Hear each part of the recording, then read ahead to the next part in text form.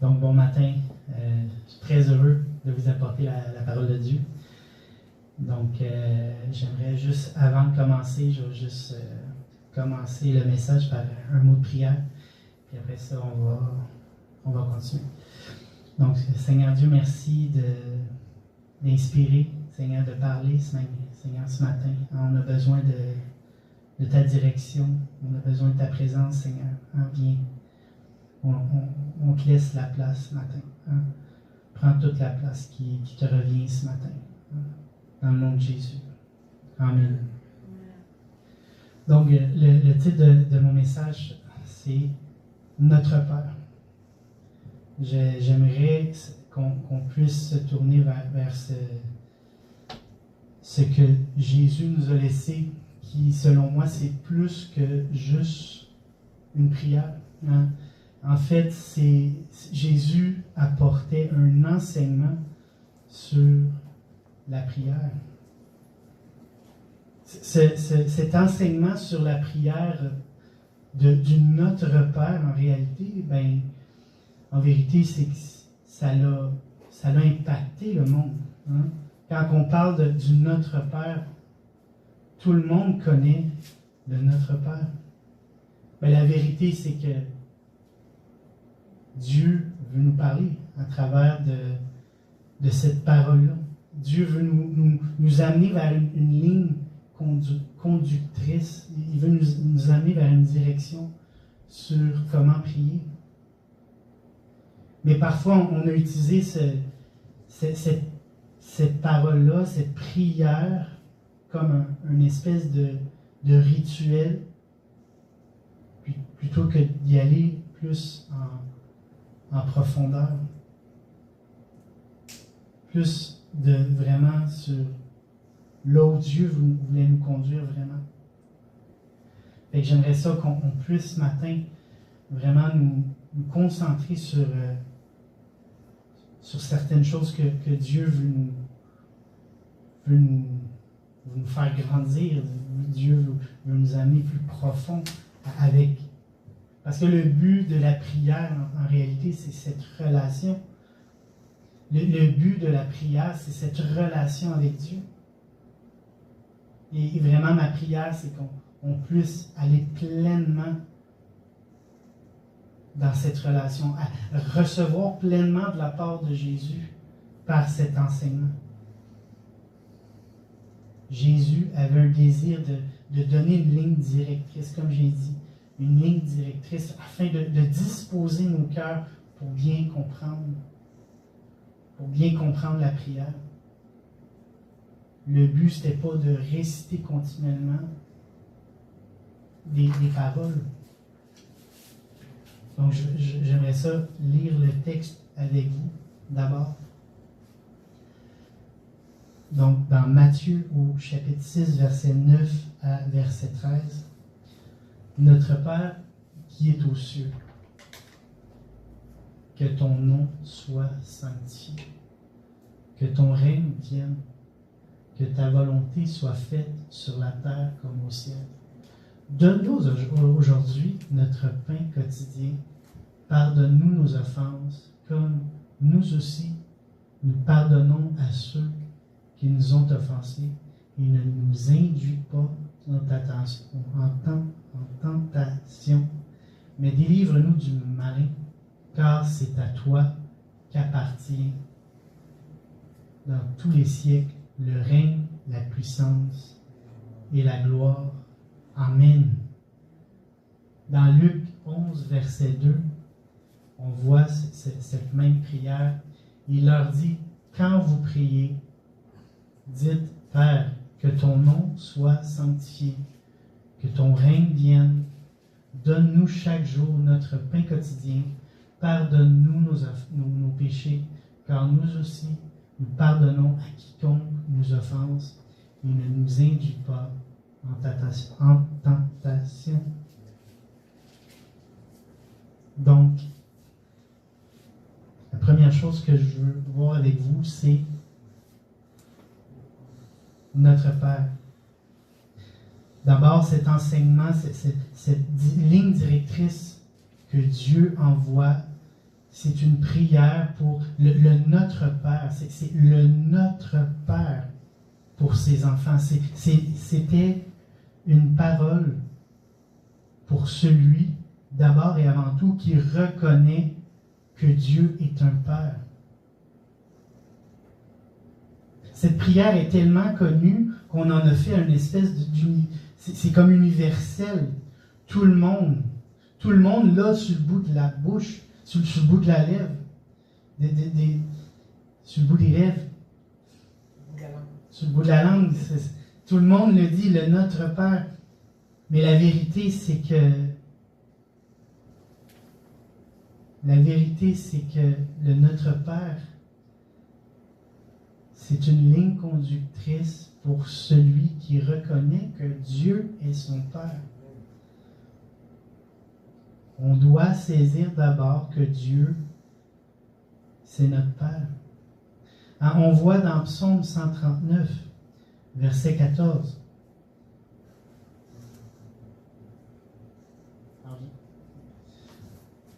Merci. Je te loue de ce que je suis une créature si merveilleuse. Tes œuvres sont admirables et mon âme le reconnaît bien. On voit d'abord que le psalmiste reconnaît que Dieu, il est son créateur.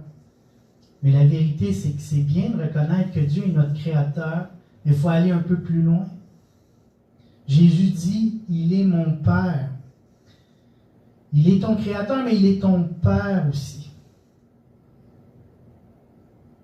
Il est ton Père, mais ça ne se fait pas automatique. La vérité, c'est qu'on doit le reconnaître. On doit le reconnaître. C'est essentiel. On doit reconnaître le Fils. Pour pouvoir dire, c'est mon Père, Dieu est mon Père, on doit connaître le Fils. Dans Jean chapitre 1, verset 12.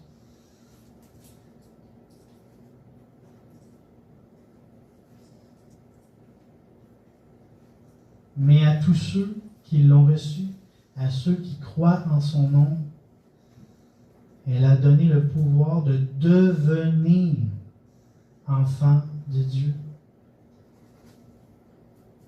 On doit comprendre qu'avant de pouvoir dire mon Père, notre Père, on doit comprendre qu'on doit aller au Fils. C'est essentiel. On doit aller au Fils.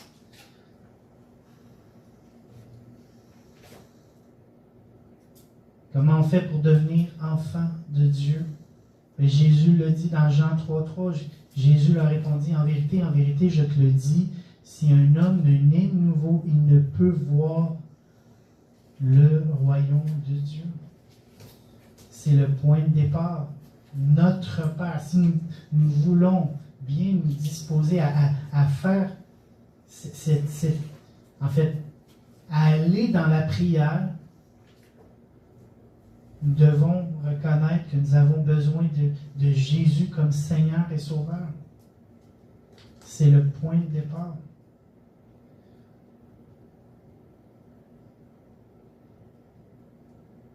Dans Jean chapitre 14, versets 8 et 9, Philippe dit à Jésus,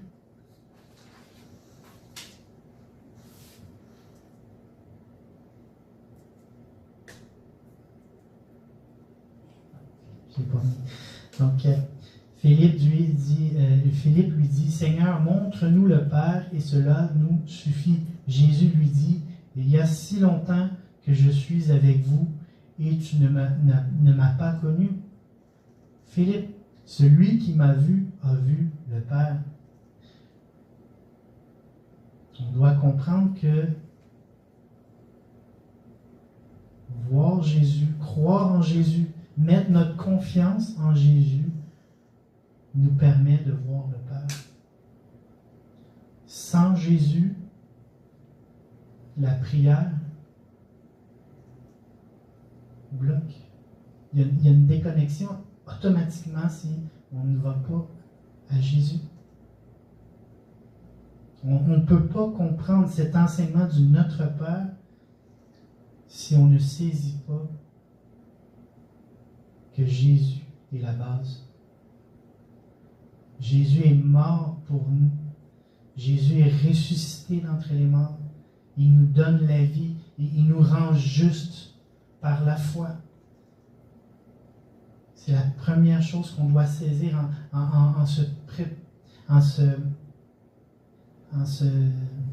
lorsqu'on se place devant cette prière, c'est qu'on doit saisir qu'il est notre Père par le Fils. Dieu, il est notre Père par le Fils. Lorsqu'on lit dans Luc, chapitre 11, verset 1, les disciples disent à Jésus, « Seigneur, enseigne-nous à prier. » Comme Jean l'a enseigné à ses disciples. C'est la même chose, c'est dans le même contexte.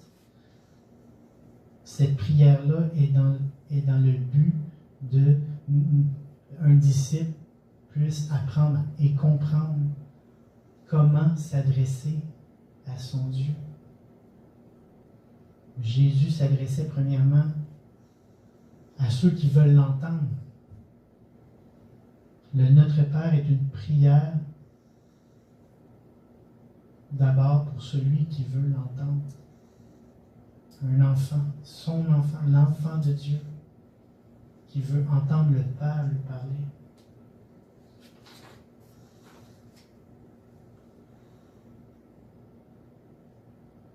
Il est notre Père lorsqu'on reçoit la vie en Jésus.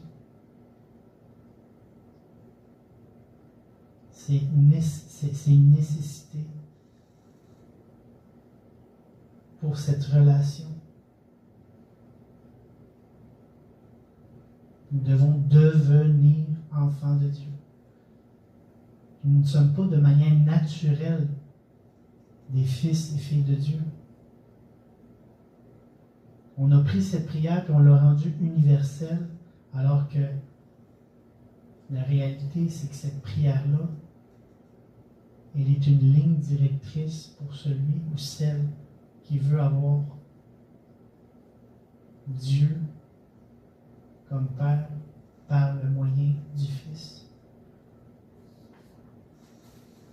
Seigneur, je veux te reconnaître comme mon Père. Je veux avoir une relation personnelle avec toi au nom de Jésus. C'est ma prière ce matin pour celui qui entend cette parole. Deuxième chose, on voit que le nom de Dieu est saint. La prière l'enseignement de la prière que Jésus est en train de faire ici, c'est le nom de Dieu est saint. Le but de cette expression, c'est de faire connaître Dieu comme il est. Il est saint. Dieu, il est saint, il est à part. On est appelé à se tourner vers un Dieu qu'on connaît, puis celui qu'on connaît, c'est qu'il est à part. Dieu, il est à part, il n'est pas comme l'homme.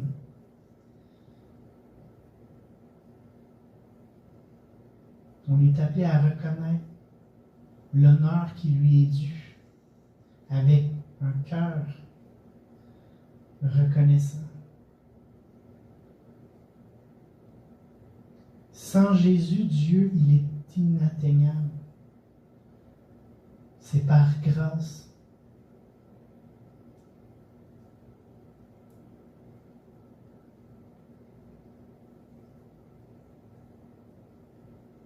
Jésus, lorsqu'il a adressé cette prière, il connaissait le Père. Il était placé pour dire ce qu'il a dit. Il expose quelque chose qu'il connaissait. Et le but ce matin, c'est de faire comprendre que Dieu a un désir aussi pour nous. Qu'on puisse le connaître davantage. qu'on puisse le connaître davantage. Puis parce qu'on va le connaître davantage, il va y avoir un impact. Il va y avoir un impact sur ce qu'il nous révèle. Du caractère saint qu'il est.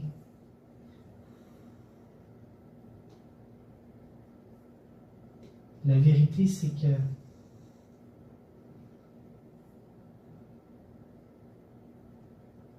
j'avais cette image qui m'était venue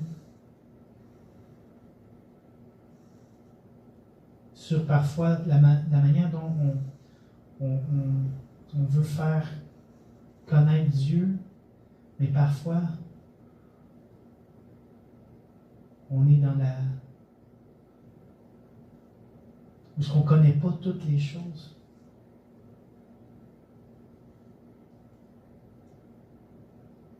Par exemple, où on ne réalise pas, ce que je veux dire, c'est qu'on ne réalise pas lorsqu'il dit que ton nom soit saint. On ne réalise pas toute la profondeur de ce mot, de cette expression. Et pour dire pour des comparaisons, si je peux dire, des comparaisons qui pourraient être compréhensibles, mais je ne sais pas si ça peut être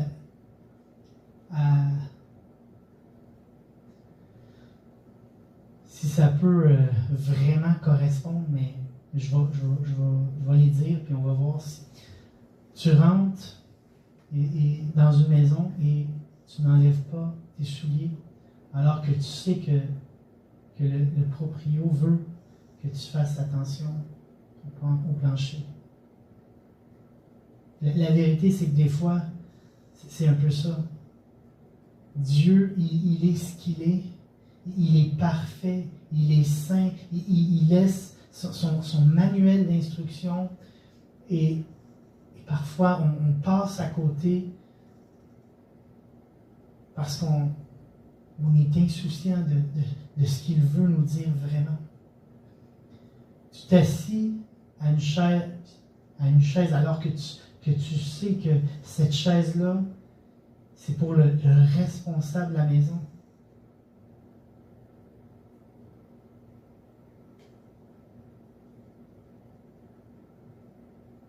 Le responsable de la maison, il est à l'honneur. C'est ça l'idée. L'image ici, c'est le responsable de la maison, il est à l'honneur. Et il veut se faire connaître par le Fils, lui qui est saint. Son nom est saint. Il est à part. Parfois, on agit comme si la maison de Dieu était sans proprio. Jésus veut, par cette déclaration, qu'on le reconnaisse, qu'on l'honore et qu'on le respecte pour qui il est.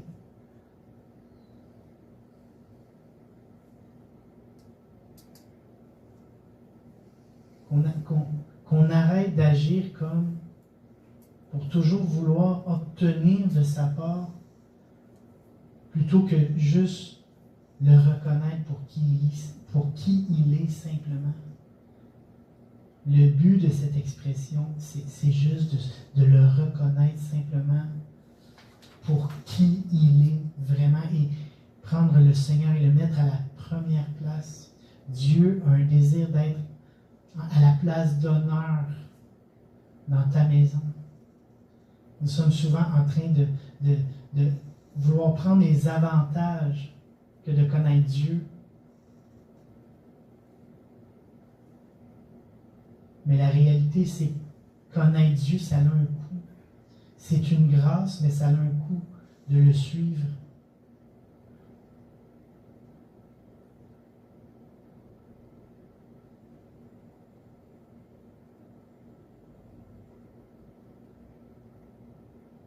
Des fois, on prend cette connaissance que nous avons de Dieu et on le cache dans le garde-robe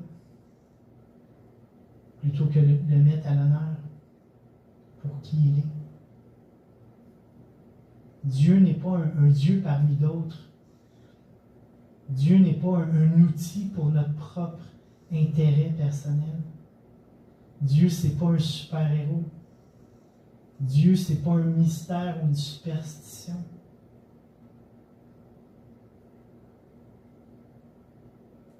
Jésus a tout au long des évangiles, tout au long qu'il était sur la terre, il a pris le temps d'expliquer qui était son Père. Jésus a dit dans Jean 4, versets 23-24, « Mais l'heure vient et il est déjà venu où les vrais adorateurs adoreront le Père en esprit et en vérité. Car ce sont là les adorateurs que le Père demande. Dieu est esprit et il faut que ceux qui l'adorent en esprit et en vérité. » On est appelé à le reconnaître, à l'honorer et à l'adorer comme Dieu il est.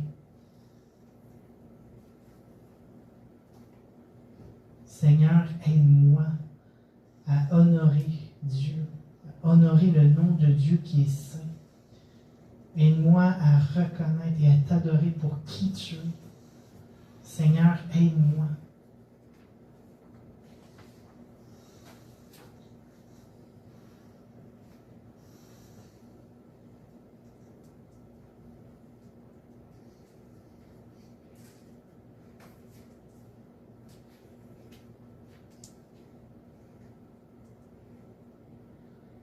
Troisième chose, ton règne vienne. Ton règne vienne. On est ici rendu à cette expression. Ton règne vienne. Dieu nous interpelle à nous attendre à lui. On est appelé à attendre de sa présence, à attendre de son intervention. Ton règne vienne. Matthieu 11, verset 4, Jésus leur répondit, « Allez rapporter à Jean ce que vous entendez et ce que vous voyez. Les aveugles voient, les boiteux marchent, les lépreux sont purifiés, les sourds entendent, les morts ressuscitent, et la bonne nouvelle est annoncée aux pauvres. » On voit les effets du royaume de Dieu. Jésus prêchait et disait, dans Marc 1, verset 15, il disait, « Le temps est accompli et le royaume de Dieu est proche. Repentez-vous et croyez à la bonne nouvelle. »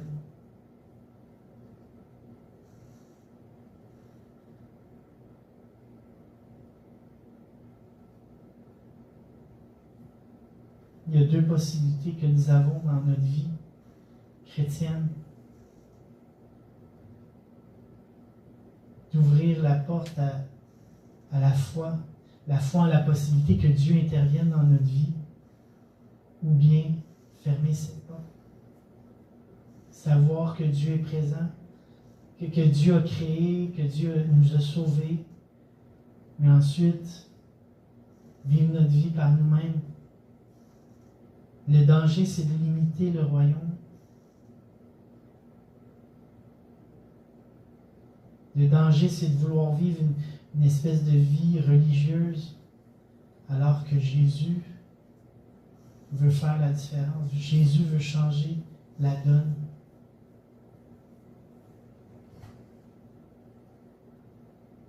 Jésus veut nous amener à cette foi en le règne qui vient. Peut-être qu'il y a des choses qui se vivent dans ta vie, des situations financières. Seigneur, viens, hein, que ton règne vienne. Des problèmes familiaux, que ton règne vienne. Des situations de conflit avec des relations, peu importe, que ton règne vienne.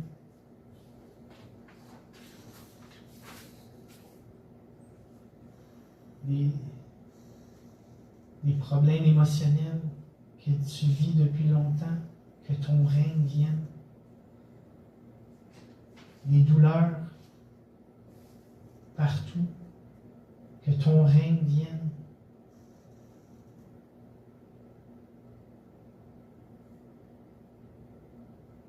Seigneur, viens régner dans ma vie. Il est le roi des rois. Jésus, il est le roi des rois. Il est notre Père. Et un Père aime prendre soin de ses enfants. Souvent, on veut prendre des responsabilités. On veut prendre les rênes de notre vie. Mais le seul qui peut le faire véritablement, d'une manière digne, c'est Jésus. Jésus, que ton règne vienne. Que ton règne vienne dans ma vie.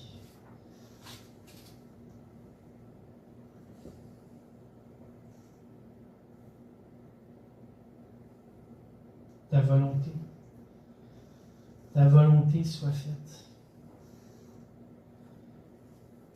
Le Seigneur a une volonté pour notre vie, pour de vrai, une vraie volonté, la sienne. Lorsque le règne vient,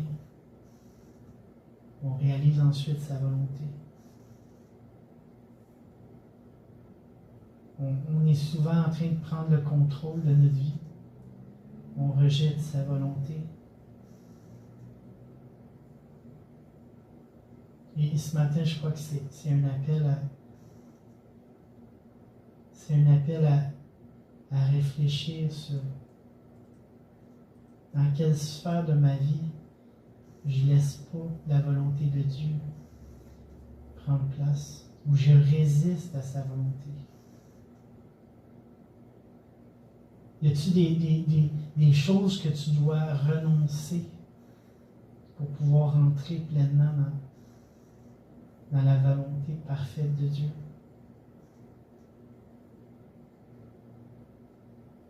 Dans Romains 12:2, ne vous conformez pas au siècle présent, mais soyez transformés par le renouvellement de l'intelligence, afin que vous discerniez quelle est la volonté de Dieu, ce qui est bon, agréable et parfait.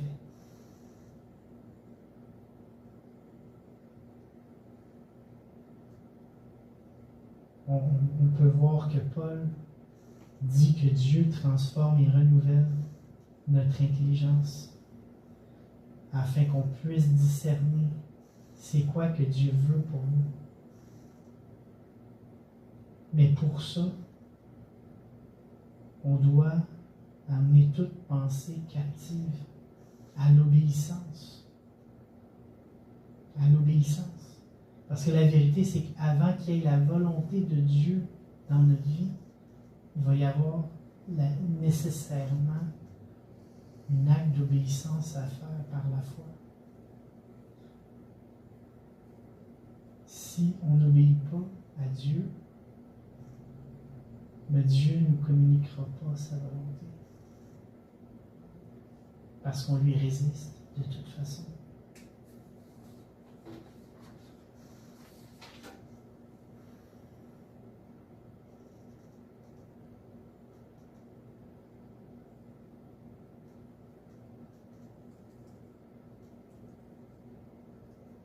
Les enfants de Dieu sont appelés à être conduits par Dieu afin de faire sa volonté.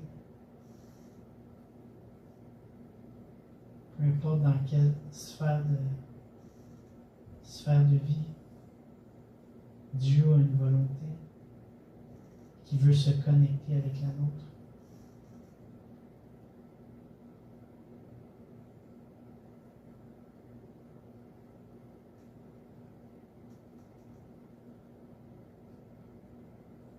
Seigneur, donne-moi de connaître ta volonté pour ma vie ce matin.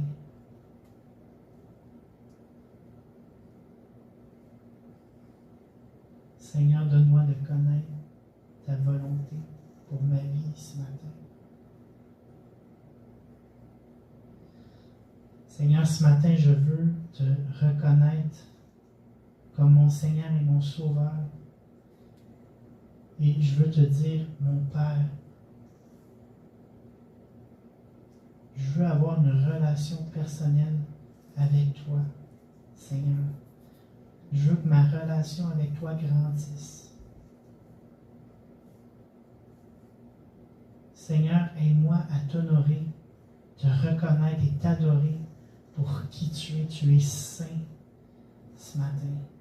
Et à tous les jours de ma vie, je veux te reconnaître comme saint. Tu es le 3 fois saint. Seigneur, ce matin, que ton règne vienne.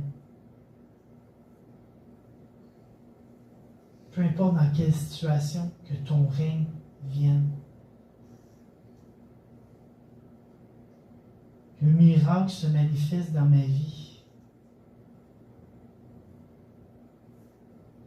Seigneur, que ta volonté se fasse et non la mienne.